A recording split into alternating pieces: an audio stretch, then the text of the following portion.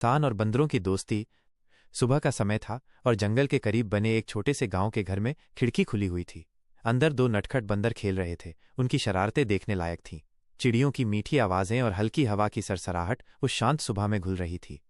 जैसे ही सूरज थोड़ा और ऊपर चढ़ा, बंदरों ने जंगल की ओर प्रस्थान करने का फैसला किया। उनकी पीठ पर छोटे छोटे थैले लटके थे, मानो वे किसी रोमांचक यात्रा पर निकल पड़े हों। घर से जंगल तक एक छोटा सा रास्ता था, जिसके दोनों ओर हरे भरे पेड़ लगे थे। झिंगुरों की आवाज़ें और पत्तों की सरसराहट उनके रास्ते को और भी सुहावना बना रही थी। जंगल के भीतर पहुंचते ही बंदरों का उत्साह देखते ही बन रहा था। चारों ओर हरे भरे पेड़ थे और पास ही एक खूबसूरत झरना बह रहा था, जिसका पानी कलकल करता मधुर संगीत बिखेर रहा था। जंगल में खरगोश और हिरण जैसे अन्य जानवर भी थे। बंदरों ने खूब मस्ती की। वे पेड़ों पर लगे झूले पर झूलते और कभी एक खरगोश के पीछे दौड़ते, जिससे जंगल में खुशी का माहौल बन गया था। पानी की बहती धारा और जानवरों की हल्की आवाज़ें इस मज़े को और बढ़ा रही थीं। अचानक जंगल की शांति भंग हो गई।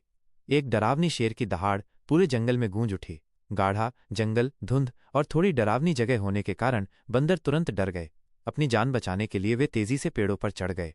शेर की दहाड़ और तेज हवा की आवाज़ से पूरा माहौल खौफनाक हो गया था।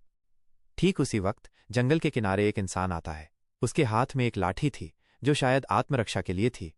बंदरों ने जब उसे देखा तो उनके चेहरों पर डर की जगह मुस्कान आ गई, जैसे उन्हें पता हो कि अब वे सुरक्षित हैं। हल्की खुशी की धुन हवा में घुलने लगी, मानो प्रकृति भी इस मिलन पर मुस्कुरा रही हो।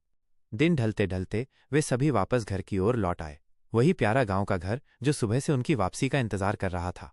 अब बंदर उस इंसान की गोद में बैठे थे और उनके चेहरे पर एक संतुष्टि भरी मुस्कान थी। पूरा माहौल शांति और चिड़ियों की मधुर आवाज़ों से भरा था, जो एक सुखद दिन के अंत का प्रतीक था।